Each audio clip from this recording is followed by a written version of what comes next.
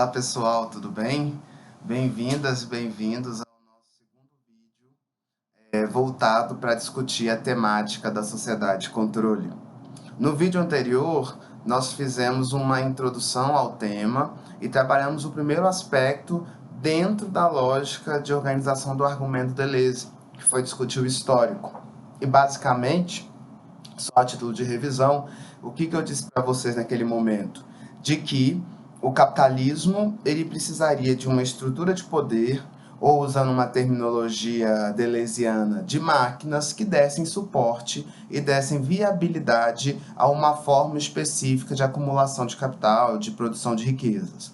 No capitalismo industrial, nós tivemos o surgimento do poder disciplinar, que deu esse suporte e foi condição de possibilidade para essa forma de capitalismo. E agora, com o capitalismo financeiro, outras características se uniram à forma de acumulação, né? Como eu disse para vocês no outro vídeo, a atividade industrial ainda é importante, mas perdeu seu protagonismo. Perdeu o protagonismo para a atividade financeira propriamente dita. Quando a gente pensa em investimentos, transações econômicas via internet, investimento em bolsa de valores, investimento em títulos previdenciários, títulos da dívida pública e etc., seriam as operações financeiras num geral. E aí você tem uma outra configuração social, um outro complexo de relações de poder, e eu precisaria de uma estrutura de poder que fosse compatível e que desse esse suporte para o capitalismo financeiro. Como veremos na aula de hoje, o poder disciplinar ele é uma estrutura de poder que, dentro da perspectiva do capitalismo financeiro, se torna obsoleta. E, consequentemente, a biopolítica precisou se adaptar a essas novas demandas do capitalismo financeiro. E essa adaptação vai responder pelo nome de poder de controle.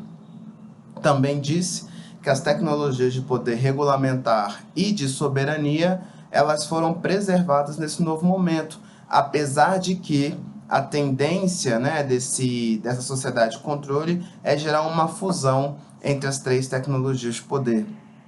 Eu digo tendência por quê? Porque a sociedade de controle ela não foi, pensando em termos de Brasil, ela não foi completamente implementada. Nós estamos nesse processo de transformação, de passagem de uma lógica social vinculada a um capitalismo industrial e uma inserção, uma incorporação dos valores da dinâmica do capitalismo financeiro em nossa sociedade.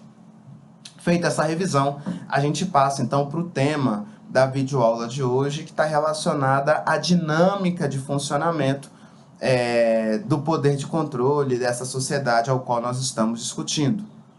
E aqui, nesse vídeo, a minha intenção é trabalhar três aspectos. O primeiro aspecto, que seria aí esse pressuposto básico, né, da dinâmica de funcionamento.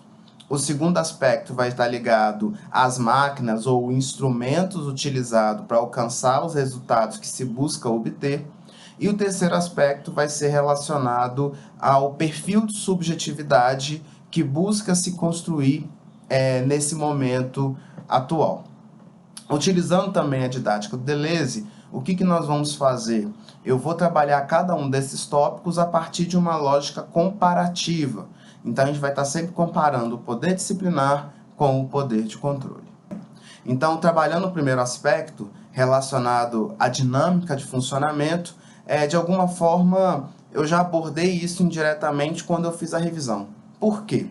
Porque, como eu disse para vocês, na revisão e em especial no primeiro vídeo, o capitalismo industrial ele tem algumas características que lhe são inerentes, como, por exemplo, a questão de ser uma tecnologia de poder mais rígida, mais estável, territorializada, previsível, muito vinculada a uma rotina, e o poder disciplinar ocorre da mesma maneira. Lembrando, né, que o poder disciplinar ele ocorre no interior de instituições. Quando a gente pensa, por exemplo, a dinâmica escolar, né, ela tem toda uma rotina previamente estabelecida. Então, uma criança que entra numa rotina escolar né, aí na faixa, sei lá, dos 7, 8 anos, até o ensino universitário, a dinâmica é a mesma. Um horário de entrada, um horário de saída, sentar numa carteira, copiar o conteúdo no caderno que é exposto pelo professor, periodicamente ter que fazer atividades avaliativas, ao final de um semestre fazer um trabalho final. Então percebam que existe toda uma rotina, assim como acontece no capitalismo industrial. O Deleuze ele vai dizer que o capitalismo industrial e, consequentemente, o poder disciplinar se articula numa lógica de molde, né? E aí a ideia de molde, percebam, pressupõe essa previsibilidade, essa rotina, essa dimensão cotidiana, metódica, né? Previsível.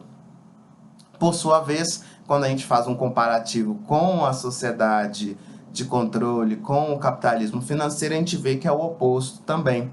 Se o capitalismo financeiro já é instável, imprevisível, criativo, inventivo, conjuntural, o poder de controle também vai acompanhar essas características. Até porque, lembrando, o poder de controle é um suporte para viabilizar o capitalismo financeiro. Então, esse poder de controle que a gente estuda na aula de hoje, ele também carrega essas características de ser um poder desterritorializado, rizomático, instável, imprevisível e por aí vai. O termo que o Deleuze usa no texto para se referir ao poder de controle é o termo de modulação. Então, percebam que esse termo, modulação, pressupõe essas características que eu acabei de dizer. Dessa instabilidade, dessa maleabilidade, dessa fluidez. Dito isso, a gente passa para o segundo elemento, que seria referente à máquina. O que é esse termo máquina? Tentando explicar de uma maneira bem direta, bem objetiva, a máquina seria o meio pelo qual eu opero, né, os interesses do capitalismo financeiro, no caso do capitalismo financeiro, ou também a gente teria as máquinas vinculadas ao capitalismo industrial, por exemplo. E essa máquina seria um instrumento pelo qual eu opero, eu viabilizo, eu reproduzo as demandas, os objetivos, os pressupostos de um determinado sistema. E no mesmo sentido, é a máquina que vai operar sobre os indivíduos e é essa máquina que vai produzir uma nova subjetividade ou reformular a subjetividade desses indivíduos. Entrando numa lógica comparativa, quando a gente pensa, por exemplo, o poder disciplinar. No poder disciplinar, qual que era a máquina vinculada a esse contexto? As instituições sociais. Então, como nós já vimos em aulas presenciais, o poder disciplinar ele ocorre na lógica da instituição. E aí, recordando, né, esse poder disciplinar, ele vai operar a partir de dois movimentos. Primeiramente, a função de sequestro, ou seja, sequestrar o sujeito da realidade, do tempo livre e inseri-lo numa lógica produtiva, não necessariamente da fábrica, mas dentro de uma determinada instituição. E uma vez que esse indivíduo ele é retirado do seu tempo livre, da sua realidade, e inserido em uma nova realidade institucional, opera-se um segundo movimento, que seria essa função penitenciária. O que é a função penitenciária? É promover, a partir de uma rotina, o controle do tempo e o controle do comportamento. Então, é lembrar, voltando ao espaço educacional, lembrar que, por exemplo, o aluno, quando ele chega no espaço educacional, numa escola, existe um fracionamento do tempo. Então, o primeiro horário de aula, que vai de tal horário a tal horário, depois tem um intervalo para descanso, ou um intervalo para fazer um lanche, para almoçar, depois tem um segundo horário, sendo que dentro desses horários também tem um fracionamento do tempo. Então, o tempo em que o professor coloca o esquema no quadro, o momento da chamada, o momento de fazer um exercício, o momento de tirar dúvidas. E, no mesmo tempo, né, ou simultaneamente, aqui há esse fracionamento do tempo, há um fracionamento do comportamento. E isso vai se dar por meio de diversos dispositivos. Por exemplo, colocar uma rotina, um sinal, a carteira que individualiza o sujeito e coloca em uma situação passiva, enfim. Dentro de cada instituição, ao exercer o poder disciplinar, nós conseguimos verificar tanto esse controle do tempo quanto o controle do comportamento. Os dois juntos nós chamamos de função penitenciária. Lembrando que, ao final desse processo, função de sequestro mais função penitenciária, nós teremos aí então a formação a médio e longo prazo de uma nova subjetividade. O poder disciplinar é um poder que recai sobre o corpo, aí sobre os modos de pensar, de agir, de sentir. Essa é a máquina vinculada ao capitalismo financeiro e que denominamos de poder disciplinar. E no capitalismo financeiro, e como funciona o poder de controle? Aqui é que a gente vê uma das maiores inovações do pensamento Deleuze, né? A tecnologia, a máquina que vai ser utilizada, eu poderia chamar aí da internet e dos seus dispositivos. Então, quando a gente pensa, por exemplo, um celular, seria um dispositivo de acesso à internet. E aí percebam que em comparação à instituição, é algo muito mais volátil, é algo muito mais fluido, é algo muito mais adaptável do que uma instituição. Então, quando eu penso, por exemplo, a questão do ensino, que é o tema que nós estamos discutindo aí como exemplo de pano de fundo. O ensino, na lógica presencial, é algo mais estático, mais rotineiro, mais previsível. Por quê? Porque acontece dentro da instituição educativa. Você pensa, por exemplo, um dispositivo de internet. Com o ensino à distância, é possível que você possa assistir essa aula ou mesmo essa videoaula em qualquer lugar que você quiser. Você pode estar, por exemplo, dentro de um carro e assistindo um vídeo, estar viajando e estar assistindo um vídeo, estar cozinhando e estar assistindo um vídeo. Então percebam que ele é muito mais adaptável a uma determinada dinâmica do que a lógica tradicional de educação presencial e etc. Então essa maleabilidade, né, essa modulação é a marca da máquina nesse novo contexto. E repito, que máquina é essa? Que vem substituir, pelo menos ao ver do Deleuze, né, a tendência é a substituição em relação às instituições. É a internet e, consequentemente, os dispositivos pelo qual a internet se manifesta. E aí eu chamo a atenção para o celular, que está tão presente e tão incorporado em nossas vidas. Um detalhe importante para a gente conseguir entender como que esse dispositivo de internet é uma máquina, algo que incide sobre nós e que formula a nossa subjetividade. Quando eu digo para os meus alunos de semestres anteriores, eu gosto de fazer com que eles pensem que a relação indivíduo-tecnologia, por exemplo, celular, indivíduo-internet, não é uma relação unilateral, como tradicionalmente nós somos levados a acreditar, mas sim uma relação bilateral. No seguinte aspecto, a sensação inicial é, nós temos a percepção de que controlamos com autonomia e liberdade o dispositivo celular. Contudo, a relação é bilateral. Por quê? Porque é o sujeito controlando o dispositivo, mas o dispositivo também controlando o sujeito. E aqui, para tornar a coisa o mais didática possível, eu gosto de pensar a partir de dois movimentos essa relação bilateral.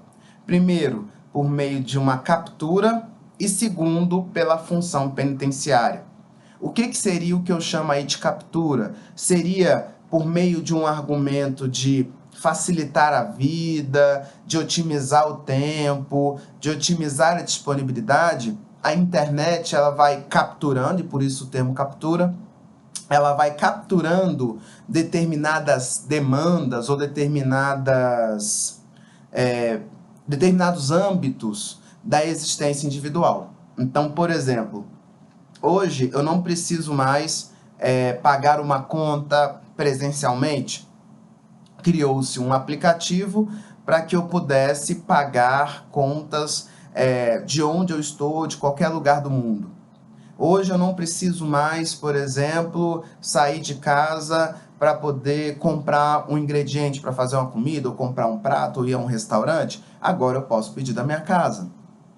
Eu não preciso mais ir até a casa de uma pessoa que eu gosto para poder conversar. Eu posso fazer uma videoconferência por meio de um aplicativo. Então percebam que sobre o argumento de facilitar a nossa vida, sobre o argumento de fazer com que nós tenhamos no mesmo espaço de tempo a possibilidade de fazer várias coisas simultaneamente, a internet ela vai capturando dimensões, etapas, âmbitos da existência. E por que isso é importante? Porque quanto mais ela vai capturando determinados âmbitos da existência, ela também vai permitindo ou ela vai estimulando com que o indivíduo fique cada vez mais conectado à internet. Então, hoje, pensando numa perspectiva mais macro, o que a gente pode perceber? A gente percebe que a nossa vida, ela se tornando, a internet se torna cada vez mais imprescindível na nossa vida. Então, cada vez é mais difícil pensar uma vida desvinculada da internet. E se eu tenho essa sensação ela não é porque é algo genuíno meu ou algo espontâneo meu, mas sim é algo produzido, né? Isso reflete, isso é sintoma de um contexto social que mostra o quão dependentes e o quão submissos nós somos dessas novas tecnologias. Feita essa captura, a gente passa para um segundo movimento, que é o movimento da função penitenciária, que é exatamente esse controle do tempo, esse controle do comportamento. Então, quando a gente pensa, por exemplo, os aplicativos, os programas de computador, sempre há alguma estratégia, sempre há algum mecanismo que faz com que nós sejamos obrigados a responder de uma determinada maneira, a de agir de uma determinada maneira, ou de nos adaptarmos a uma dinâmica própria desse programa ou desse aplicativo. Por exemplo, quando nós pensamos as redes sociais. As redes sociais, e a gente pode pensar numa dinâmica de ritual, as redes sociais seriam rituais que, pela sua própria dinâmica de funcionamento, nos vincula a uma participação constante, e dois, a participar de uma maneira constante, mas dentro dos moldes que aquela rede social instituiu para os indivíduos. Então, por exemplo, quando a gente pensa a lógica de curtidas, seja no Facebook, seja a curtida no Instagram, você é estimulado a querer mais curtidas, e para ter mais curtidas, você tem que seguir determinados saberes que estão ali implícitos. Então, por exemplo, se for um aplicativo de fotos, você tem que ter um determinado padrão de corpo, utilizar determinadas roupas, frequentar determinados lugares, porque se sabe, ainda que intuitivamente, que se eu tiver um determinado tipo de corpo, se eu tiver usando um determinado tipo de roupa, se eu tiver frequentando determinado tipo de lugar, eu terei mais êxito, né, em relação aos meus pares, nas curtidas, nos comentários, no número de seguidores, do que se eu não seguir essa expectativa ou essas normas que circundam o funcionamento daquele aplicativo. E aí percebam que, uma vez que eu compro essa ideia de que é importante ter curtidas, comentários, etc., e eu começo a seguir essas normas para aumentar o número de seguidores, o número de curtidas, etc., eu, sem perceber, estou me moldando, estou tendo a minha subjetividade moldada dentro de uma lógica específica, que eu digo há pouco, que a gente vai trabalhar como terceiro ponto, que está ligado aos processos de subjetivação. Então, percebam que a internet hoje, ela tem uma leve alteração em relação à lógica disciplinar. Então, a internet hoje funciona dentro daquilo que eu chamei com vocês de captura, e depois de função penitenciária. E por fim, terceiro ponto, a gente vai trabalhar a questão da... A gente trabalha agora o aspecto do processo de subjetivação. Na subjetivação do capitalismo industrial, por questões também que nós já vimos em sala de aula, qual que era o perfil de subjetividade que o capitalismo industrial precisava? Era o perfil de subjetividade do funcionário da fábrica, né? Daquele indivíduo assujeitado que fica ali à disposição do patrão e que cumpre cegamente as ordens daquele patrão sem questionar.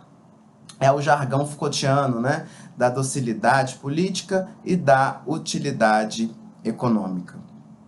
Por sua vez, a gente tem aí o poder de controle, que vai ter que construir uma subjetividade que seja compatível com essa fluidez, com essa maleabilidade, com essa desterritorialidade tão típica das sociedades de controle. E que perfil de subjetividade é essa? Seria o perfil de subjetividade que o Foucault vai chamar de homo econômicos e que na lógica deleuziana a gente pode entender do empreendedor de si. O que é o sujeito empreendedor?